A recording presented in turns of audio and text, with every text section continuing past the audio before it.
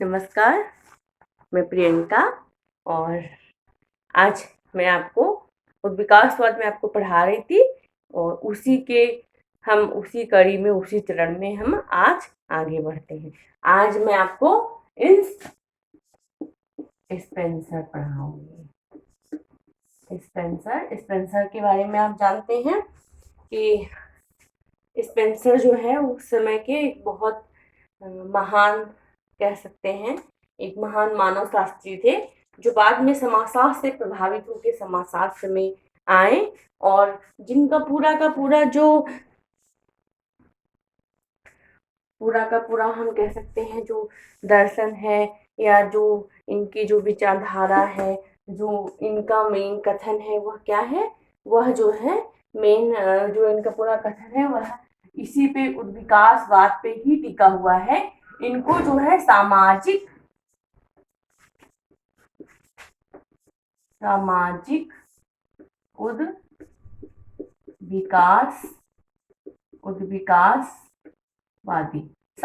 उद्विकासवादी बोलते हैं इस स्पेंसर महोदय को, क्योंकि जो डार्विन का उद्विकास था उसको ये समाजशास्त्र में लेके आए। इन्होंने समाजशास्त्रीय तरीके से व्याख्या की, इसलिए इनको क्या बोलते हैं, सामाजिक उद्विकासवादी बोलते हैं। अब चूंकि हमें इनका दर्शन नहीं पढ़ना है, जो इनकी थ्योरीज है वो नहीं पढ़नी है, इनके पूरे विचार नहीं पढ़े हैं। हमें पढ़ना क्या है, हमें ये पढ़ना है कि इन्होंने जो ये हिस्टोरिकल और जो इन्होंने उद्विकास में ऐतिहासिक में जो इन्होंने बताए कि किस तरह से समाज जो है विकसित हुआ, किस तरह से समाज ने खुद को जो है विकसित किया, किस तरह से जो है समाज में जो है भावनाएं आई और व्यक्ति का जो है जीवन किस तरह से बदला, इस तरह की जो व्याख्या करिए हम उसको पढ़ेंगे। बहुत सरल, बहुत डिटेल में नहीं जाएंगे, सरल शब्दों में और कम से कम उसमें पढ़ने की कोशिश करेंगे। अब हम इसको जो है बहुत इजीली में अगर हमें करना है तो हम इसे जो है 2 ग्रुप में बांट लेंगे। तो इनका जो है सबसे पहले इन्होंने क्या कहा, सरल समाज को हम जो है ट्राइबल भी कह सकते हैं और जो है प्रिमिटिव भी कह सकते हैं, लेकिन वैसे जो है सबसे अच्छा आपको यही पड़ेगा कि आप इसको जो है सिंपल सोसाइटी कह दो, सिंपल सोसाइटी। तो जो ये सिंपल सोसाइटी है और दूसरा क्या है, दूसरा जटिल समाज है। जटिल समाज या इसको हम इंडस्ट्रियल समाज बोल सकते हैं। इंडस्ट्रियल सोसाइटी क्या है, ये आज का ये हमारा समाज है, ये जटिल समाज है और ये सरल समाज है। एक तरह से इन्होंने जो है सरल और जटिल 2 समाज के माध्यम से इन्होंने व्यक्ति के विकास की पूरी कहानी बताई है, समाज के विकास की पूरी कहानी बताई है।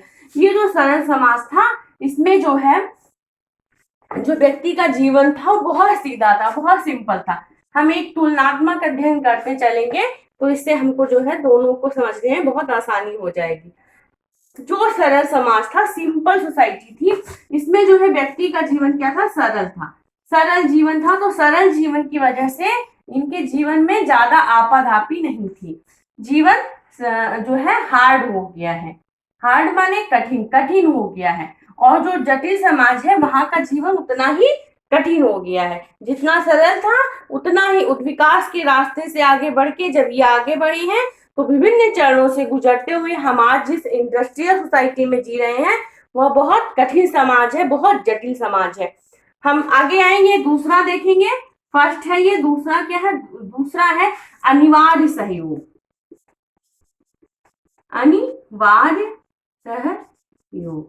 यहाँ पे जो है कंपल्सरी कोऑपरेशन था। यहाँ पे मदद करना जरूरी था, यहाँ पे सबको सबकी मदद करनी थी। जो जीवन था और यहाँ पे उतना ही ऐच्छिक था। यहाँ पे जो मदद है उतना ही ऐच्छिक है। यहाँ पे व्यक्ति चाहे तो मदद करे और ना चाहे तो मदद ना करे। और यहाँ पे यही चीज है, कंपल्सरी कोऑपरेशन है। यहाँ पे मदद करना अनिवार्य है, क्योंकि ये जो सरल समाज है ये एक दूसरे की मदद से, एक दूसरे के सहयोग से ही खुद का विकास कर रहा है और एक दूसरे के सहयोग से ही ये समाज जो है चल रहा था।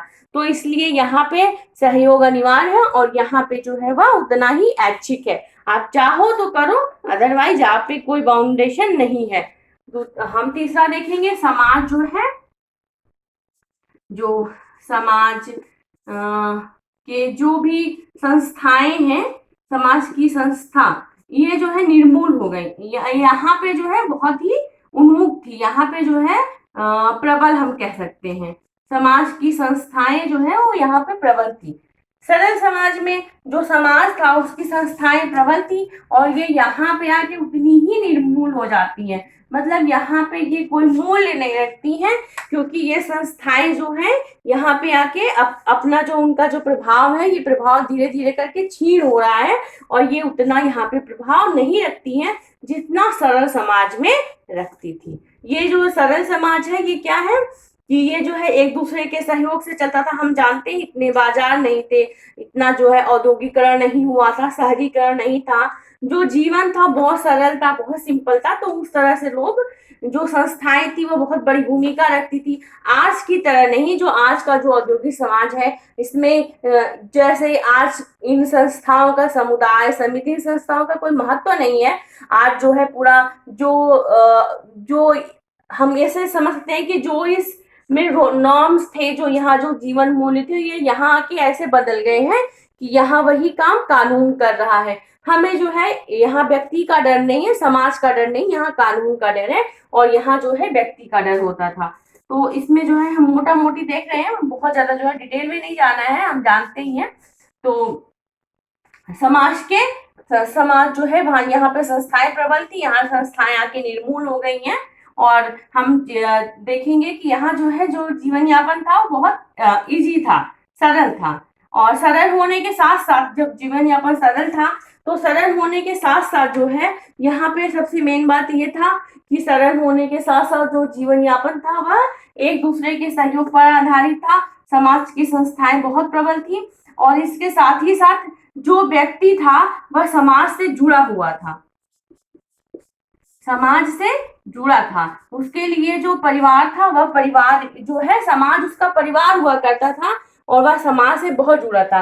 और हम यहाँ इंडस्ट्रियल सोसाइटी में आके ये देखते हैं, जटिल समाज में, कि परिवार तो है, परिवार जो है वो व्यक्ति के लिए है, मगर जो समाज है वह कहीं ना कहीं बहुत अस्तित्व विहीन हो गया है और समाज का कोई इतना ज्यादा मूल्य नहीं रह गया है। मतलब व्यक्ति जो है वो समाज से नहीं डर रहा है, उसको जो है समाज का इतना ज्यादा डर नहीं है, या फिर वह समाज को जो है उतना अपने जीवन में उतना महत्व नहीं देता है कि हमें जो है समाज से, जब वो समाज पर निर्भर नहीं है तो फिर उसके मन में समाज के लिए वो भावनाएं नहीं है, वो समाज को उस तरह से नहीं डर रहा है या वो समाज से उस तरह से नहीं प्रभावित हो रहा है।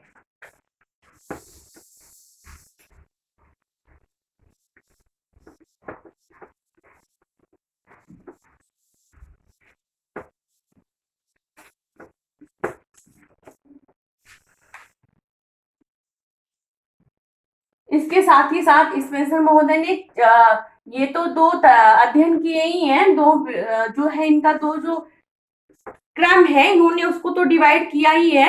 इन्होंने जो है सबसे जो इनका सबसे जो मेन डिवाइडेशन बोला जाता है, तो इन्होंने 4 डिवाइडेशन किए हैं, समाज के 4 डिवाइडेशन किए हैं कि समाज जो है वो धीरे धीरे कैसे उस विकास के रास्ते से आगे बढ़ा। तो इसके लिए क्या बताते हैं, सबसे पहला जो है वो सरल समाज है, सरल समाज, सिंपल सोसाइटी। सिंपल सोसाइटी क्या है, हम जानते हैं सिंपल सोसाइटी बहुत सरल है, ये एक दूसरे के सहयोग पर निर्भर है। हम इसके बारे में ज्यादा नहीं बात करेंगे, हमने अभी इसको देखा समझा। अब हम दूसरे पे आएंगे, सरल के बाद सम्मिश्र समाज।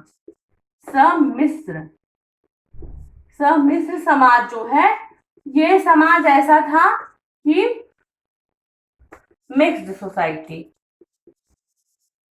सोसाइटी जो थी वह जो है कहीं ना कहीं, पूरे तरीके से तो हम नहीं कह सकते, लेकिन ये कहीं ना कहीं जो है समाज से निर्भर थी और थोड़ी सी इसका विकास हुआ, थोड़ा सा इसका विकास हुआ।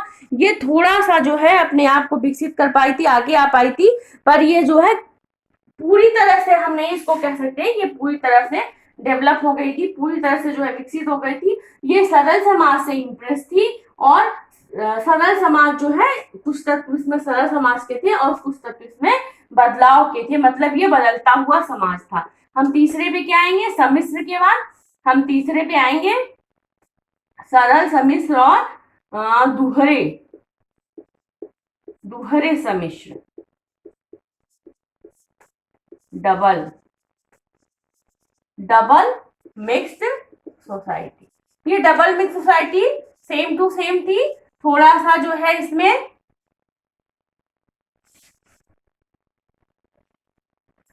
जो है थोड़ा सा जो है ये तत्व था कि थोड़ा सा इसमें जो है सरल समाज का तत्व था, सरल समाज से ये प्रभावित थी, और उसके साथ ही साथ जो है ये सम्मिश्र समाज से भी प्रभावित थी।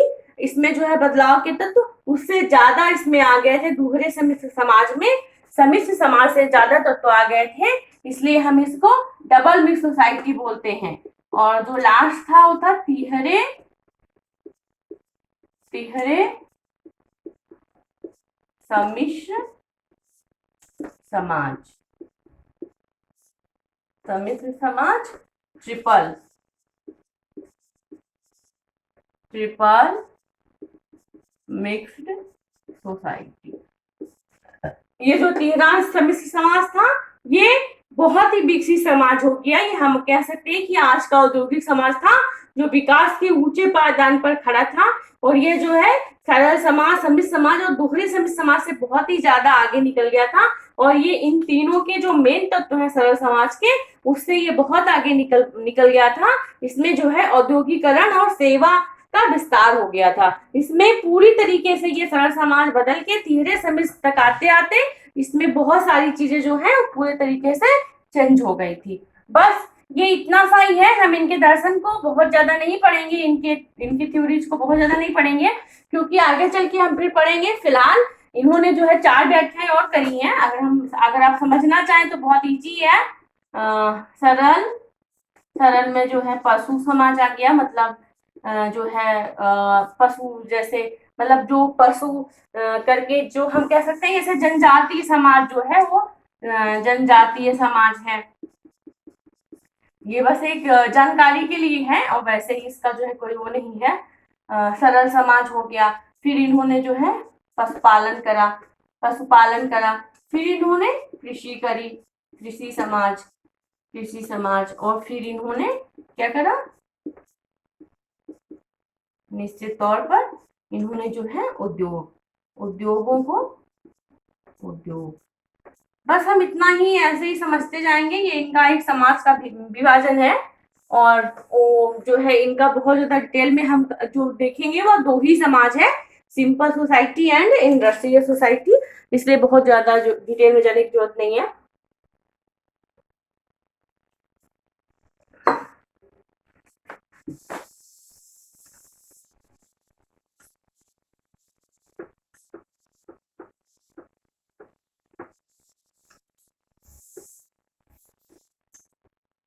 आगे बढ़ते हैं, इसी कड़ी में हम कार्ल मार्क्स को देखते हैं।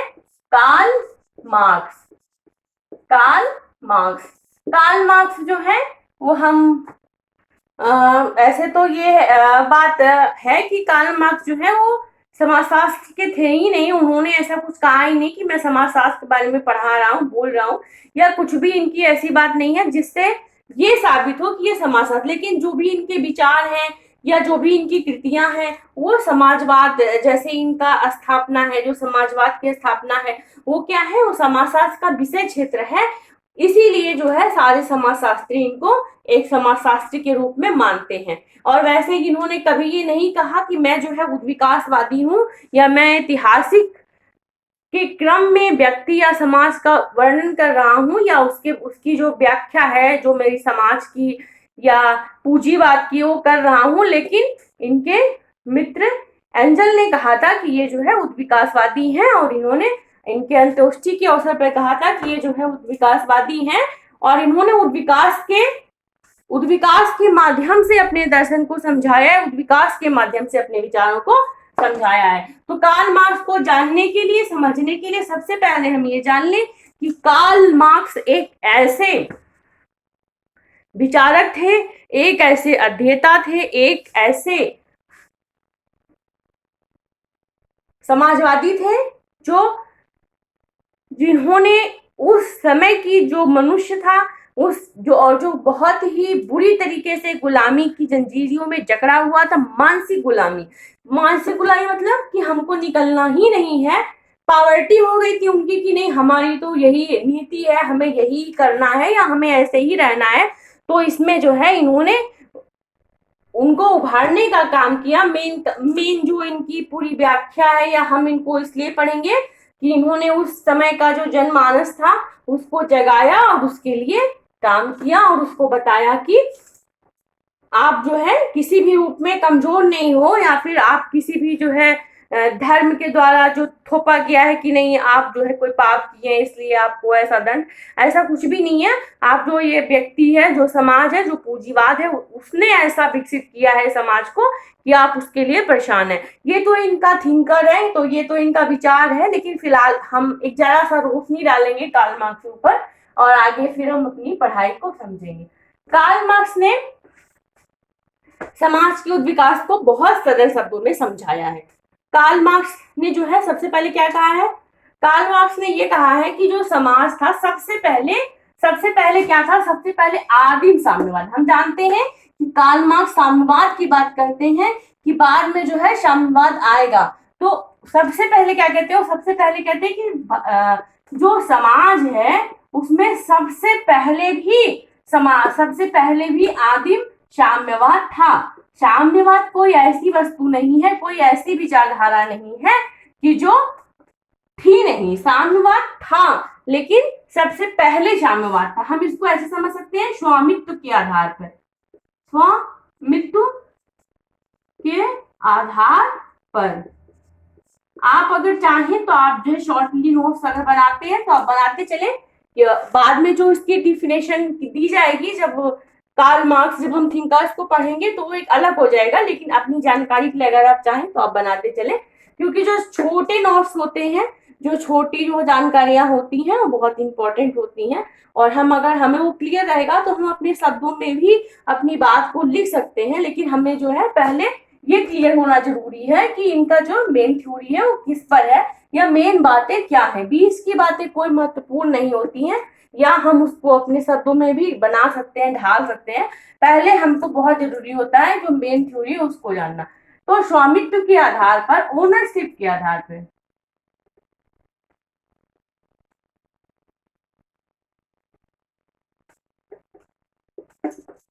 ओनरशिप के थ्रू इन्होंने क्या कहा है,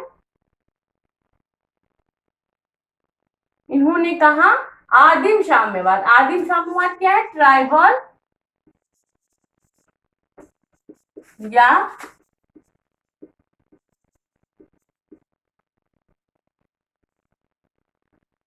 प्रिमिटिव। चलिए, आदिम साम्यवाद, इस साम्यवाद में ये जनजाति का, इस साम्यवाद हम एक तरह से इसको ट्राइबल बोलते हैं, जनजातिकरण भी कह सकते हैं। इसमें जो है साम्यवाद था, इसमें कोई भी वर्ग नहीं था, इसमें सारे वर्ग बराबर थे, इसमें कोई वर्ग नहीं था, सारे बराबर। नो क्लास, इसमें जो है नो क्लास, इसमें कोई क्लास नहीं था, सारे जो है वो क्या थे, इक्वल थे, सारे इक्वल थे, नो क्लास था, क्योंकि ये जो है सारे बराबर थे सबकी। हम वही सरल समाज की बात है कि सबका एक जैसा जीवन था और सब एक जैसा जीवन जीते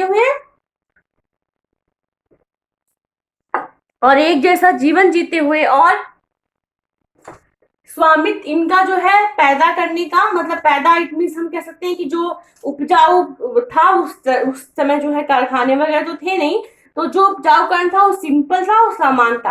तो जो स्वामित्व था वो समान था, इसलिए इनका जीवन भी समान था। तो यहाँ पे कोई जो है क्लास नहीं था। हम दूसरे में आएंगे, दूसरे में क्या देखेंगे, दास समाज या दासत्व तो आप कह सकते हैं। तो इसमें पहली बार दो वर्ग हुआ, पहली बार टू क्लास, टू क्लास इसमें पहली बार हुआ। तो इसमें जो है पहली बार टू क्लास हुआ। पहली बार टू क्लास में कौन कौन आया? पहली बार टू क्लास में आ गया दास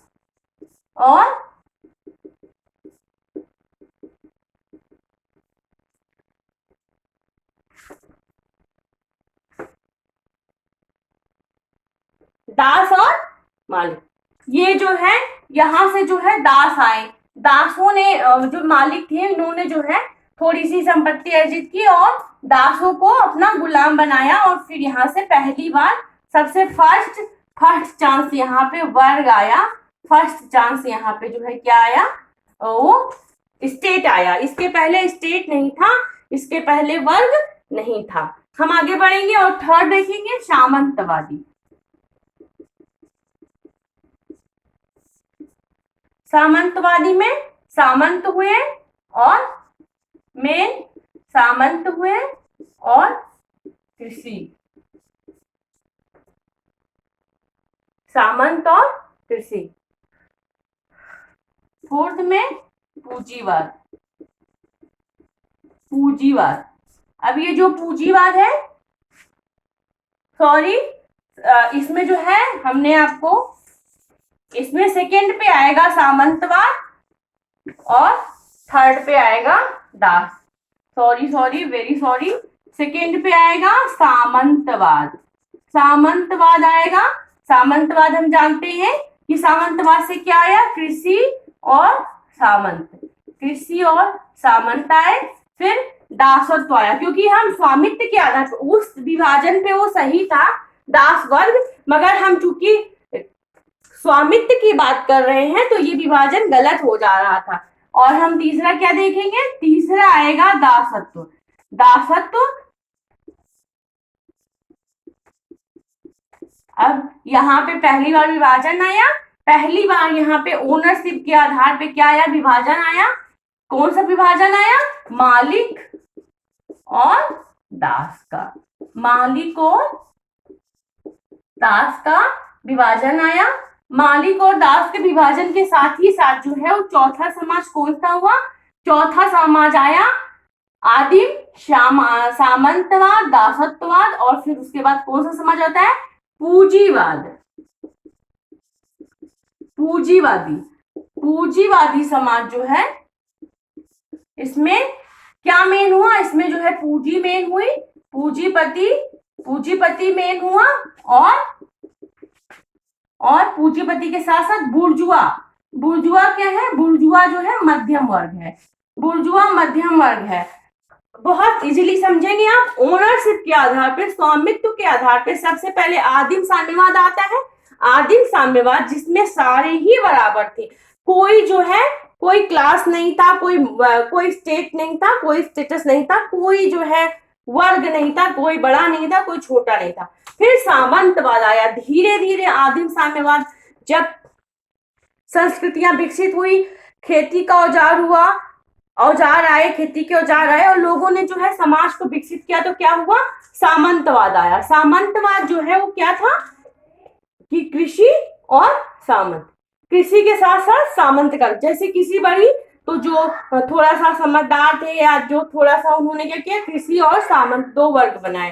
फिर दासत्व आया। इसी से जो है फिर दासत्व का जन्म हुआ। दासत्व के जन्म के साथ ही मालिक और दास आए। मालिक और दास के जन्म के साथ साथ पूंजीवादी समाज आया। जैसे ही मालिक और दास आए तो वैसे ही पूंजीवाद समाज का जन्म हुआ। हम इसको स्टेप बाय स्टेप समझ सकते हैं कि किस तरह से जो है ये समाज आगे बढ़ा। और सामंतवाद के बाद जब जिसके पास ज्यादा पैसा आ गया, उन्होंने दासत्व, दास वाली प्रथा डाल ली। और दास वाली प्रथा का मतलब ये है कि बहुत बड़े स्तर पे जो है समाज विभाजित हो गया और ये दो वर्गों में बट गया, मालिक और दास में बट गया। इससे फिर पूंजीवाद का जन्म हुआ। जिसके पास पूंजी थी वह बहुत लकी बन बैठा, बहुत अमीर बन बैठा और उसके हाथ में जो है पूरी समाज की सत्ता आ गई और उसने अपनी तरह से समाज को व्याख्यायित करना शुरू कर दिया। और फिर इस समाज में दो वर्गों का उदय हुआ, पूंजीवादी और बुर्जुआ। बुर्जुआ मध्यम वर्ग था जो इनका खुद का लाभ हो जाए बस इतने पे ही ध्यान देता था, ये बाकी चीजों पे ध्यान नहीं देता था। और ये आज का जो है मध्यम वर्ग था। ये मध्यम वर्ग था, मिडिल था, इनको बहुत ज्यादा चीजों से मतलब नहीं था। अब हम साम्यवाद, पांचवा क्या है, साम्यवाद है। लास्ट में सबसे साम्यवाद आएगा और यहाँ पे नो क्लास हो जाएगा। साम्यवाद में कोई क्लास नहीं है, यहाँ पे क्लास खत्म है। आदिम साम्यवाद विकसित होते होते सामंतवाद पे आया, और सामंतवाद फिर दासत्व पे आया, पूंजीवाद पे आया, और ये क्या पे आया,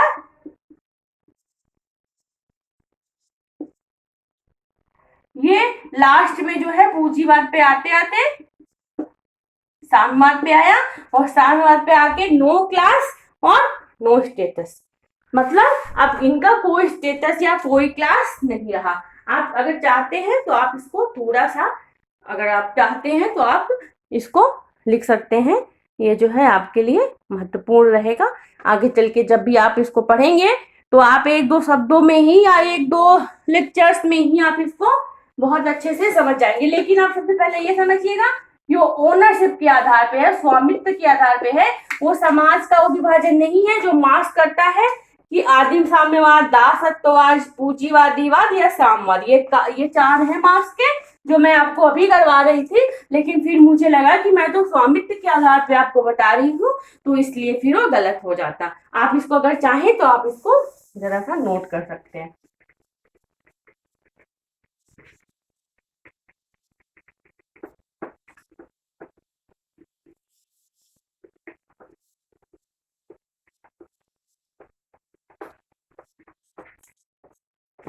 एक और समाज की बात करते हैं मार्क्स, एक और समाज की बात करते हैं, वो किस आधार पे करते हैं, ये तो स्वामित्व के आधार पे हो गया, और एक जो है इतिहास के आधार पे, ऐतिहासिक आधार पे भी करते हैं।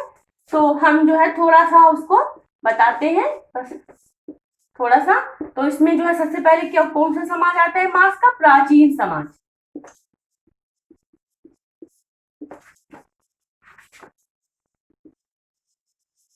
एंशिएंट समाज, एंशिएंट सोसाइटी।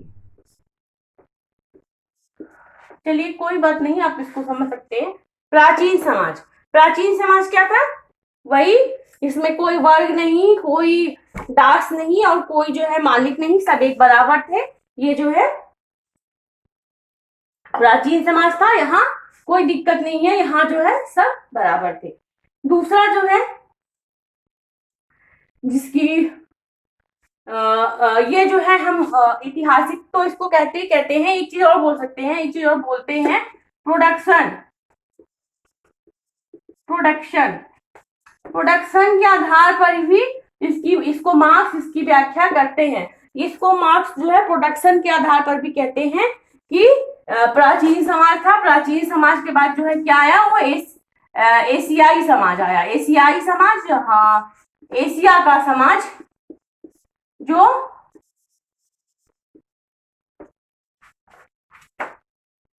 एशिया का समाज, एशिया का समाज कैसा था, एशिया का समाज, एशिया का समाज जो है वो पूरी तरह से किस पर निर्भर था, वो पूरी तरह से जो है हम कह सकते हैं कि ये विकास के क्रम में था, पर पूरी तरह से पूरा यूरोप जैसा विकसित नहीं था। शायद इसीलिए यहाँ पे पूंजीवाद का मार्क्स कहते हैं कि इसीलिए यहाँ पे पूंजीवाद नहीं आया, पूंजीवाद का जन्म नहीं हुआ, क्योंकि ये समाज जो है इसमें बहुत ज्यादा जो है उत्पादन की प्रणालियों पर बहुत ज्यादा ध्यान नहीं था, या लाभ पर बहुत ज्यादा ध्यान नहीं था। बहुत मतलब इतना ही इनको पैदा करना था जितना इनसे अच्छे से इनका जीवन निर्वाह हो जाए, या इनमें बहुत ज्यादा मतलब लालसा नहीं थी आगे बढ़ने की, या चीजों को ज्यादा हड़पने की, विस्तारवादी नीति की बहुत ज्यादा जो है इनके अंदर उत्कंठा नहीं थी। इसलिए यहाँ पे पूंजीवाद का जन्म नहीं हो पाया मार्क्स। इसलिए हम, ये बहुत इंपॉर्टेंट है कि एशियाई समाज में पूंजीवाद का जन्म क्यों नहीं हुआ, तो इसलिए नहीं हो पाया मार्क्स के शब्दों में कि जो एशियाई समाज था वो बहुत ज्यादा उत्कंठित नहीं था, इनका जीवन बहुत सरल था, और ये जो भी इनका उत्पादन था उसी के आधार पे खुश रहते थे। और जो इनका जो भी खेती थी, जो हम कह सकते हैं कि जो किसान थे, वो जो है क्या करते थे, उनका जो है उपज का उतना उनको पोर्शन मिल जाए, भाग मिल जाए, तो उतने में ही संतुष्ट रहते थे। और ये बहुत ज्यादा जो है विकसित नहीं होना चाहते थे, ये अपने आप में ही संतुष्ट थे। तो यहाँ पे जो है, इसीलिए यहाँ पे पूंजीवाद का जन्म नहीं हो पाया। अब तीसरा देखेंगे, पूंजीवाद। पूंजीवाद का जन्म जो है ये कहाँ हुआ, ये यूरोप में हुआ। बहुत तेजी से यूरोप में पूंजीवाद बढ़ा, और पूंजीवाद के बढ़ने के साथ साथ क्या हुआ, हम सब जानते हैं कि पूंजीवाद के बढ़ने के साथ ही साथ जो है बहुत तेजी से इस समाज का विकास हुआ। और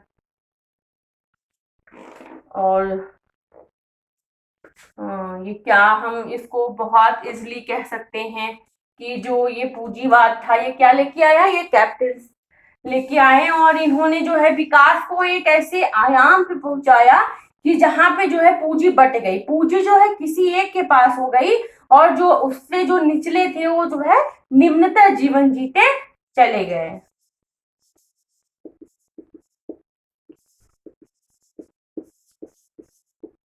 अब ये जो सोसाइटी है इसने क्या किया, इसने मालिक और दास वर्ग के वर्ग जो स्टेटस था उसको बहुत तेजी से आगे बढ़ाया। जो मजदूर था वो मजदूर और ही गरीब होता चला गया, और जो अमीर था वो और ही अमीर होता चला गया। जो हम कह सकते हैं कि जो विभाजन था, विभाजन को गहरा किया, जो वर्ग का विभाजन था उसको इसने गहरा किया। इसलिए जो है इसका इसमें बहुत महत्वपूर्ण पूंजीवाद का जो है यही बहुत महत्वपूर्ण रोल है, जिसने विभाजन को और बहुत गहरा कर दिया। हम लास्ट में आएंगे वही साम्यवाद की बात करेंगे। साम्यवाद में सारे जो है वो बराबर हो गए हैं, कहीं कोई छोटा नहीं है, कहीं कोई बड़ा नहीं है, इक्वल सभी कोई जो है वो क्या है, वो इक्वल है। और इसी इक्वलिटी के आधार पे क्या है, मार्क्स जिस समाज की बात करते हैं, मार्क्स जिस समाज का ताना बुना करते हैं, मार्क्स जिस समाज को चाहते हैं वो यही समाज है। ये चार समाज हैं जो बहुत ये दो चार समाज हैं जो बहुत महत्वपूर्ण है। और सॉरी, ये दो विभाजन है मार्क्स के, एक प्रोडक्शन के आधार पे है और दूसरा किसके आधार पे है, दूसरा जो है वो समाज के आधार पे है। ये दोनों